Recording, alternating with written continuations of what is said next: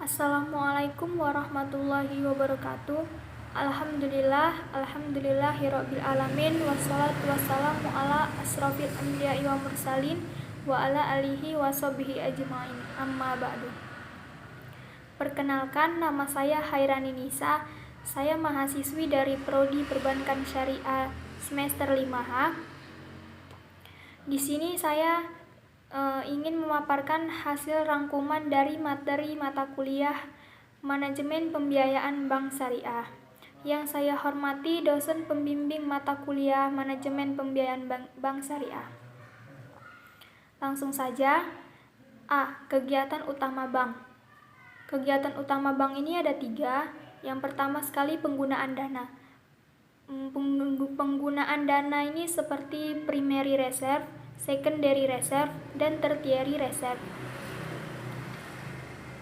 Yang kedua, sumber dana.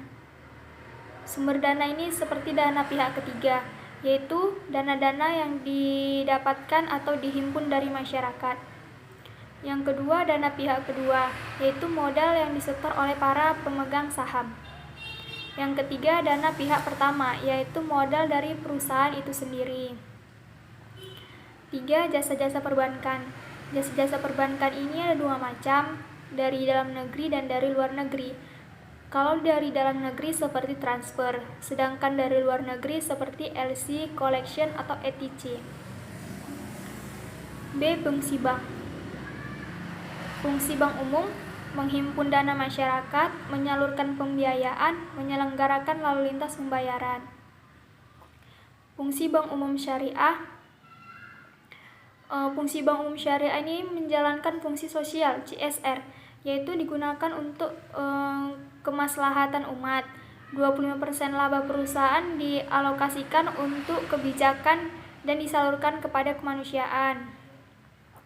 Yang C. Penyaluran pembiayaan. Tujuan dari penyaluran pembiayaan ini yang pertama menjalankan fungsi intermediasi, yang kedua menggerakkan sektor real, yang ketiga memperoleh keuntungan. D. Bank syariah vs bank konvensional. Bank syariah ini dalam menghimpun dana yang didapat oleh penabung dari bagi hasil tergantung keuntungan bank di akhir bulan. Kalau bank konvensional, dalam penghimpunan dana yang didapatkan oleh nasabah adalah bunga yang ditentukan di awal dan sudah fix, tidak dapat berubah walaupun keuntungan lebih besar dari pembiayaan. E. Definisi pembiayaan. Pembiayaan adalah penyediaan uang atau tagihan yang dipersamakan dengan berdasarkan persetujuan atau kesepakatan antara bank dengan pihak lain yang mewajibkan pihak yang dibiayai untuk membalikan uang atau tagihan tersebut. F. Unsur pembiayaan. Yang pertama ada kepercayaan, kesepakatan, waktu, dan degree of risk. G. Fungsi pembiayaan. Fungsi pembiayaan ini ada 8. Yang pertama itu meningkatkan daya guna uang, yang kedua meningkatkan lalu lintas dan peredaran uang, yang ketiga meningkatkan daya guna barang, keempat meningkatkan peredaran uang, yang kelima sebagai alat stabilitas ekonomi, yang keenam meningkatkan kegiraan usaha, ketujuh meningkatkan pemerataan pendapatan, dan yang terakhir meningkatkan hubungan internasional. Selanjutnya, A. Pembiayaan menurut tujuan penggunaannya. Yang pertama sekali, produktif. Pembiayaan yang dipergunakan untuk tujuan produktif yang dapat meningkatkan utility atau kegunaan, yaitu faedah karena bentuk, tempat, waktu, dan kepemilikan. Yang kedua, consumer. Pembiayaan yang dipergunakan untuk membiayai pembelian barang-barang atau jasa-jasa yang dapat memberikan kepuasan langsung terhadap kebutuhan manusia. Pembiayaan produktif ini terbagi atas 2. Yang pertama investasi, yang kedua modal kerja. B. Pembiayaan menurut bentuknya. Yang pertama tunai. yaitu pembiayaan yang dipergunakan tunai ke rekening nasabah, di mana nasabah menerima sejumlah dana. Yang kedua, non tunai, yaitu pembiayaan yang tidak diuangkan pada saat realisasi pembiayaan dilakukan. C. Pembiayaan menurut jangka waktu. Yang pertama, jangka waktu pendek, yaitu pembiayaan berjangka waktu 1 tahun. Yang kedua, menengah, yaitu pembiayaan jangka waktu di atas 1 tahun sampai dengan 3 tahun.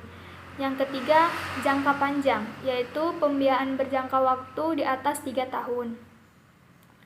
D. Pembiayaan menurut segmentasi.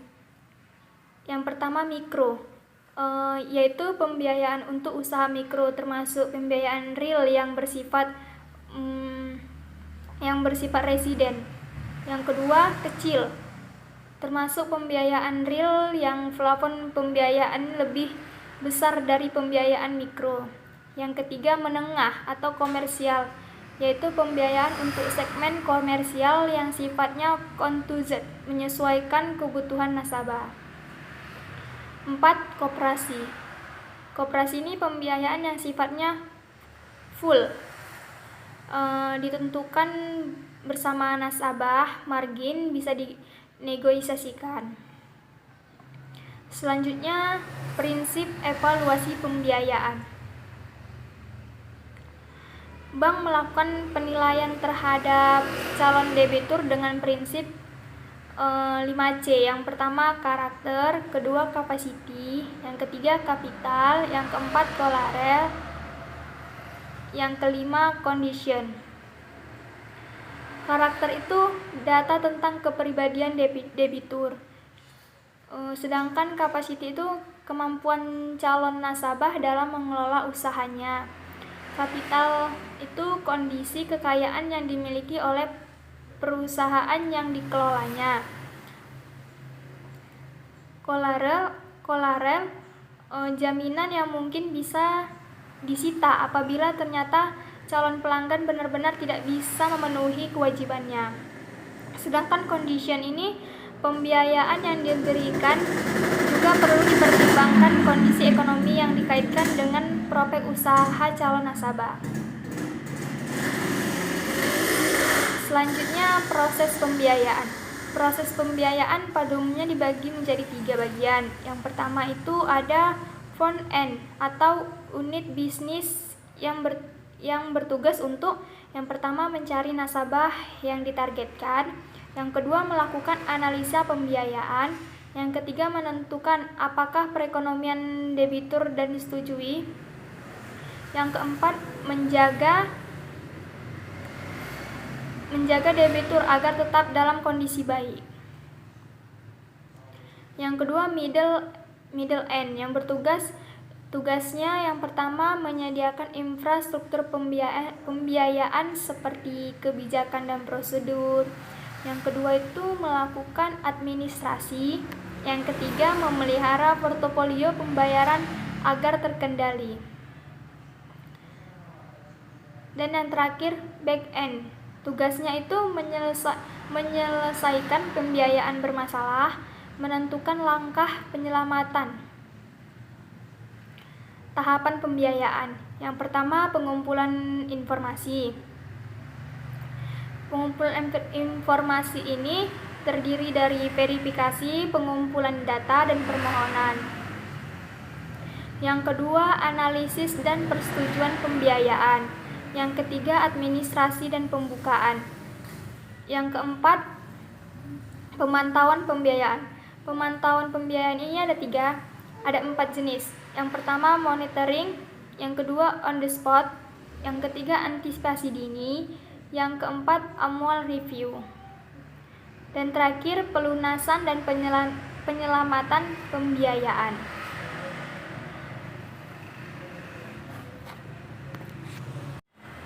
Selanjutnya, A. Permohonan pembiayaan. Permohonan pembiayaan ini merupakan syarat yang penting dan harus diperhatikan oleh account officer. Permohonan pembiayaan ini seperti informasi keuangan, informasi jaminan, jumlah pengajuan pembiayaan, tujuan pembiayaan, dan jangka waktu pembiayaan. B. Pengumpulan informasi dan dokumen. Ada beberapa data yang harus dikumpulkan untuk calon debitur pengusaha, seperti identitas calon debitur, bidang usaha, lokasi dan lamanya usaha, daftar supplier, cara pembeliannya, dan data keuangan, serta rekening koran. C. Verifikasi data.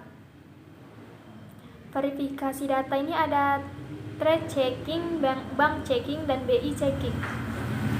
Trade checking ini sumber informasi trade checking ini ada 6. Yang pertama supplier, browser, pembeli, perusahaan sejenis, instansi pemerintah, serta on the spot. Kedua, informasi yang dapat diperoleh. Yang pertama, omset penjualan. Yang kedua, marketabilitas produk yang kurang baik. Yang ketiga, tingkat persaingan yang tajam. Dan yang terakhir, delivery time tidak tepat. C. Permohonan pembiayaan yang memerlukan trade checking. Yang pertama itu permohonan investasi dan modal kerja. Yang kedua, produk nasabah relatif baru. Yang ketiga, jumlah omset penjualan meragukan. Bank checking. Bank checking ini pertukaran informasi antara bank, baik memberikan informasi maupun meminta informasi. Selanjutnya, A. Sebagian besar masyarakat belum bisa membedakan bank syariah dengan bank konvensional. Pertama, dari deposannya. Yang kedua, bank syariah. Ketiga, debitur. B. Pendapatan yang bersih, halal, dan maslahat. Yang pertama itu ada portofolio bisnis, denda, zakat perusahaan, jiswab. C. Strategi framework to survive in pandemic era. Yang pertama itu tetap tumbuh pada pembiayaan yang selektif. Yang kedua, mengendalikan pengeluaran. Yang ketiga, memperkuat bisnis digital. Yang keempat, people management. People management ini ada 2 macam. Yang pertama, stay safe and productive. Yang kedua, new resource alignment. Kelima, optimalisasi bisnis fee-based. Yang keenam, stakeholder and infrastructure management. E. Menghadirkan keberkahan bagi lingkungan. Yang pertama, Masjid Cipali. Yang kedua, mobil musola. Yang ketiga, mobil jenazah. Selanjutnya, analisis kualitatif pada segmen produktif. Ada 4 macam. Yang pertama, aspek yuridis. Aspek yuridis ini seperti legalitas permohon, legalitas subjek pembiayaan, legalitas usaha, dan kajian syariah. Yang kedua, aspek manajemen. Aspek manajemen ini seperti susunan pengurus, riwayat perusahaan, dan manajemen perusahaan. Yang ketiga, aspek produksi. Yang pertama, pertimbangan investasi dan lokasi. Yang kedua, faktor dan proses produksi. Yang ketiga, realisasi dan rencana produksi. Dan yang terakhir, sumber daya manusia. Keempat, aspek pemasaran. Aspek pemasaran ini seperti kondisi pasar, barang substitusi, kebijakan pemasaran, dan rencana dan realisasi penjualan.